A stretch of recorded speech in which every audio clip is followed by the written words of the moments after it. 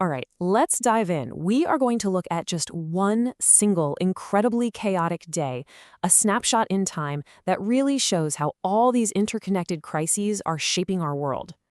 So, the day we're talking about is Wednesday, March 18th, 2026. Seems like just another day on the calendar, right? But this one sends shockwaves across the entire globe. And what this day really reveals is a world just teetering on the edge.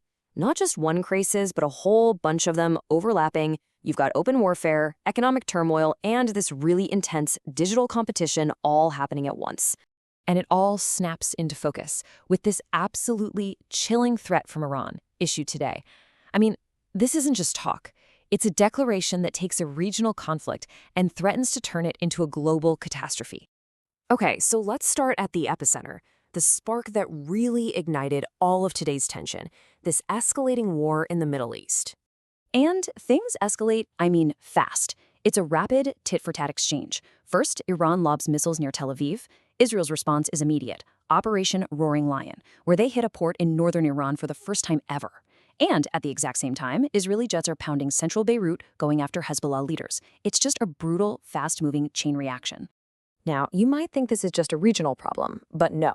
This conflict is creating immediate, massive economic shockwaves that are being felt everywhere. The financial hit is direct and it is instant. There are reports of attacks on Iran's South Pars gas field, which, by the way, is the largest in the world. And what happens? An immediate spike in global energy prices. This is a direct hit to the global economy, and yeah, it's a hit to your wallet. And here's where it gets even trickier. This is highlighting how all these crises are compounding. You've already got Ukrainian strikes taking almost 40% of Russia's oil refining capacity offline. Now you throw in these new threats in the Middle East, especially to the super important Strait of Hormuz.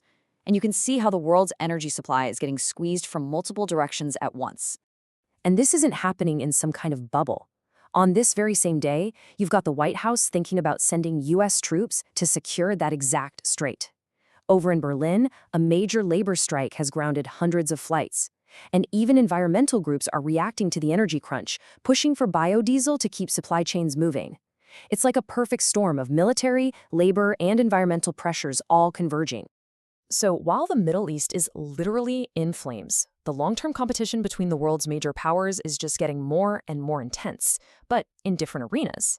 And hey, let's not forget, other major conflicts are still redrawing the map. The brutal war in Ukraine is still grinding on. In fact, Russian forces just grabbed another 5 square miles of territory, which is a stark reminder that this is far from over. But the battlefield today isn't just physical. There's a whole new front line in this global competition, something called informational gaslighting. A new report just came out highlighting how countries are using generative AI to, well, literally engineer reality, to manipulate what you see and what you believe. This is a fight over the nature of truth itself. And check this out. Here we can see two totally different strategies for gaining global influence playing out. On one side, you have China's debt trap diplomacy. They use these massive infrastructure loans to get leverage, and now over 24 countries owe China more than 10% of their entire GDP.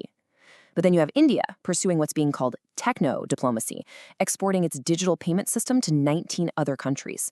It's a really fascinating contrast, gaining influence through financial debt versus gaining influence through digital integration.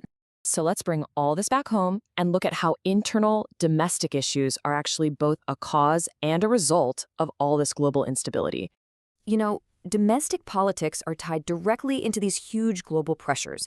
In the U.S., you've got a partial government shutdown threatening travel, while at the same time, a federal judge blocks a controversial change to the vaccine schedule. You have the U.S. and Mexico trying to protect their supply chains from China, and it's not just at the national level. You have states like Michigan making their own defense pacts with Finland, and places like Quebec investing billions to help their local businesses survive all this uncertainty.